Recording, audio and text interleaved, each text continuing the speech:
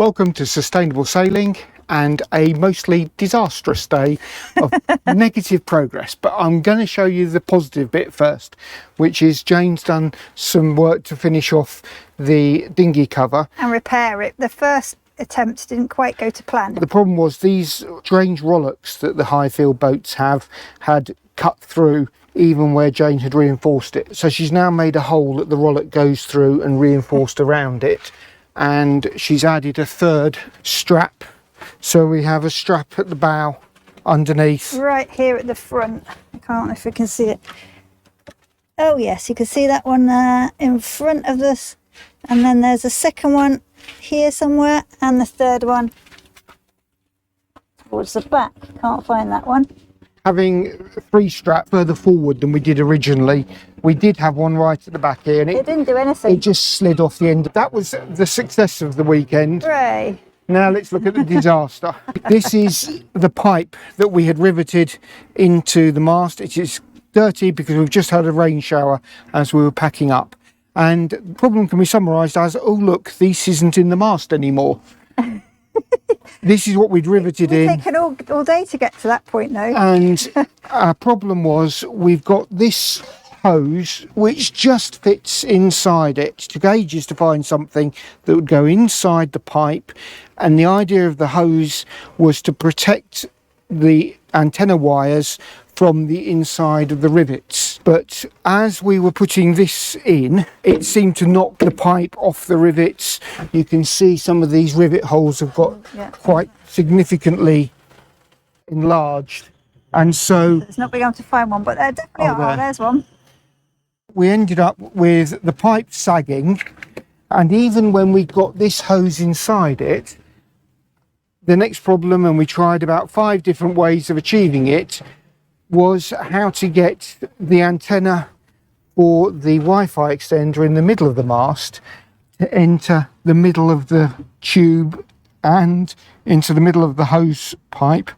And then push down. It would go in the holes, and from the end I could see it. It was just pushing the hose pipe and the pipe further across. It wouldn't turn a corner because it's very, very stiff cable, and it wouldn't turn the corner to go down. We've now taken all the rivets off, taken the pipe out, and we've also taken the sheaves from the top of the mast off. So we'll take the sheaves home and give them a good clean and service, and we will reassemble the antenna mount with dielectric grease, which we hadn't done before. We have taken advantage of an extra bank holiday, and after our last weekend that we were here, had a bit of a disaster with the pipe falling off its rivets and not being able to get to the antenna wires in. Today we've got some way forward. So here we bought the type of waste pipe that has glue joints.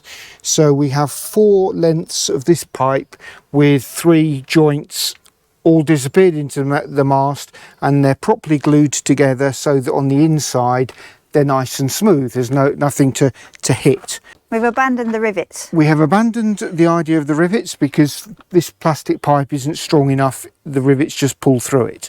So instead, what we have done is at each of the points like this, where the bolt for the tangs will go through, we have glued and zip tied some foam,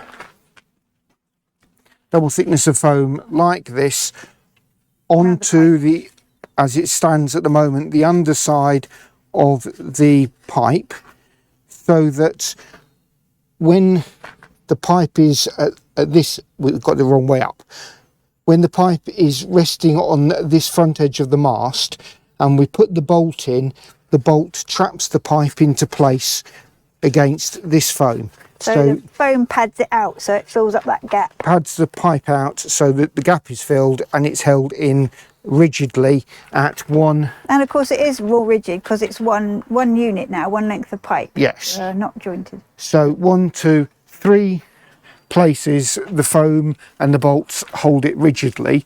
At the bottom here we've also made a design change.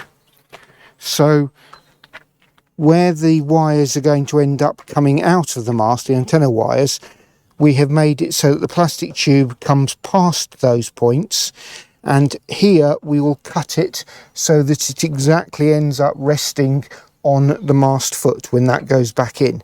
So it can't fall down the mast because the mast foot is in the way, and the wires come out of it here. Once we've got the pipe made and in place, then it was a matter of using lots of string and time to get the wires in. But not to mention a few carbon fibre poles which were necessary to poke the string through. Yeah. And yards and yards of string. Yeah. So this is now lined up. It's got its hole there, ready just to have some padding put around it, some shrink wrap on it. And we've got both wires in place. And we have got some rivet holes, which we are planning, we'll just be able to fill those with some epoxy and painting. Our idea at the moment is we'll use the same epoxy as we made repairs to the mast before, which is a... repairs, not repairs, we just... car body type epoxy. Just to smooth the surface. Yeah. But we'll squeeze some into these, and the... plastic pipe will rest on some epoxy then, so there's a chance it will glue it in place a little bit, but and it'll fill the holes. It'll fill the holes, it'll look nice, we'll then paint it. So we're going to call it a day. We're very relieved. We have now months and months to plan how we're going to get all the wires into the main mast. Because there's one thing for sure, we're not going to tip the main mast up to tip all the rivets out the bottom of it when they... Yes, we had to lift the one end of the mast up to the deck to shake all the rivet heads out. But at least we know there's nothing left hanging around inside this mizzen mast that shouldn't be there. We've got to clean up and rivet back on the reinforcements for these two mast tangs. Got the bolts now. We had we got them there. Very nice stainless steel man Anglesey fabrications. Keith solved our problem of getting bolts with the right length of shank. We bought more bolts than we needed, and he cut them up and he welded them together. So we have bolts that are perfectly sized with just the minimal amount of thread we need for each of these three tanks. That obviously is not quite as DIY friendly if you had to replace that somewhere, but in most places you're going to find a stainless steel fabricator who will be able to create a bolt like that. Only took him about 10 minutes, didn't it? It was fantastic. It was fantastic, yeah. We'll cut this video here.